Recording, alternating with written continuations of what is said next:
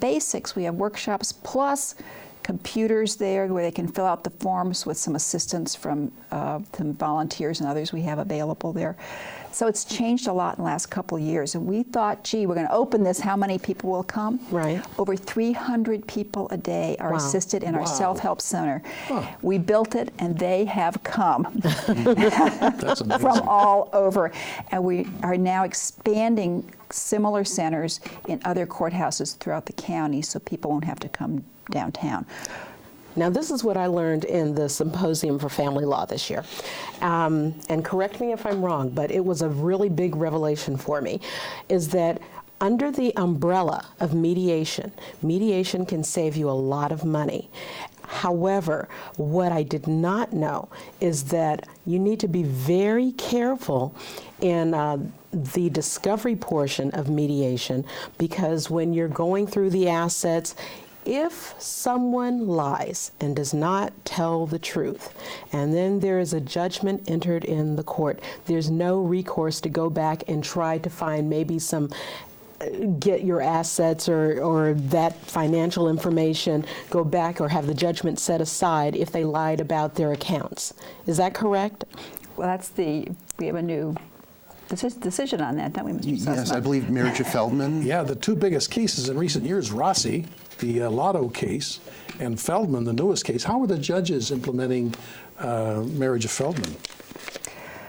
Well, I can't speak for all the judges, as you know, Mr. Steinberg. It's always been a tension, it seems to me, in family law between the fiduciary duty spouses have to each other to make full disclosure. And that's been in the law for a while. Since the early 90s, it's been expressed in the law. And the Code of Civil Procedure, which sets forth the basic rules of the game. You know, the rules you've got to follow, and it's like a game. You get to serve requests for discovery, you've got to do things on a certain time schedule, but if you don't do it right, too bad, you're out of luck. In civil court, if you fail to meet certain deadlines, too bad, that evidence doesn't come in. And all of us think that way because that's what we learned in law school about the rules, but we now have this fiduciary duty that says it doesn't matter if you miss the deadline. You need to have told the other side about what you got. You can't just say, well, you didn't ask. If you're in a civil case and they don't ask you, you don't have to tell them. But if you're in family law, you got to tell. That's a big tension going on here. Even if it's in mediation? But your question, right? Your question's a little different question. We're talking about Feldman. You're talking about the mediation privilege, which Mr. Sapanchik, you probably are very familiar with. Yes. There's a new case here, just came out of our district, I think, on the subject of mediation, that everything that's related to that mediation stays confidential and can't be dragged into court out of the mediation. That's designed to encourage people to let it all hang out in mediation, I think, and get it solved. But that's going to come One of the tensions it's going to be a tension here, And there's always the tension between one view and the other, and structure and policy, and but the continuing tension in ADR has been, is there a sufficient discovery?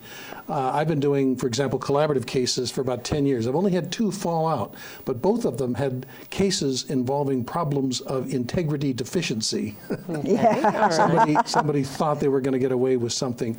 We only have a couple of minutes left, and I know that our audience would love to hear something about what is it like in the day of a judge? What does a typical day of a judge look like? A family law judge's day consists of making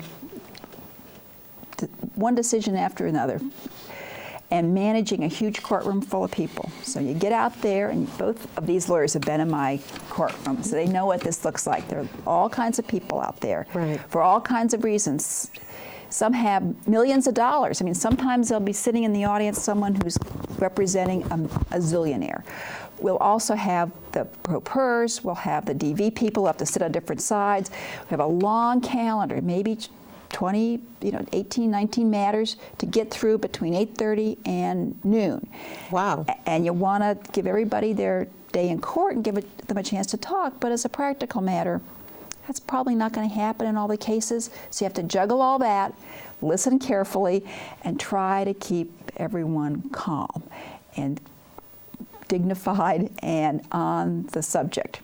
Is your At the courtroom same sort of time, like saying Judge no, Judy? yes, no, yes. 6 o'clock pickup, no, not 9:30 pickup.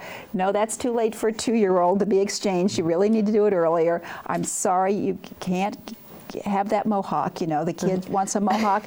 Mom doesn't want it, so Dad, I think you better wait a while. That's the kind of thing we do all All Most day. important advice for our audience who might be thinking about a divorce. Think about your kids first. You've got all kinds of feelings and bad things have happened, but the most important thing in your life is your children. And I think that's true for everybody. We all love our kids so much. But think about them first. What's going to be best for them? Is fighting with the other side going to be good for them? Probably not. Where's a resource that they can go to get information that will help them? They can go to our family court services. We have an info line, and if you call downtown, if you call 211 from our courthouse, we have a lot of information about help for families. And our self-represented center will also give you references and a lot of help. Okay. 426 at the Moss Courthouse on the red line stop called Civic Center. So the most important things that I've received from this is that, number one, there is now a help center for people who need it, and this is at absolutely no cost to them. Correct. And no matter what their economic situation, rich or poor, we don't ask you how much money you make. You can come to our help center. Really? Absolutely. It's Wow. for everybody. Okay. All right. Well, thank you for being here on The Answer you. of the Lips and the Halls of Justice. Thank you so much, Mr. Sussman, for being here. Thank you, Wanda. Located Thank in you, Beverly Hills. Thank you, Judge. Thank you very much, Thank Ron, you. for being here. You're all the way from Woodland Hills. My pleasure as always. And tell Terry hello and your wonderful family. I'm so proud of you, and I love you very much. And join us next week on The Answer of the Lips. You are fabulous. Thank you, And Wanda. you're This thin was and fun. pretty. We've got a...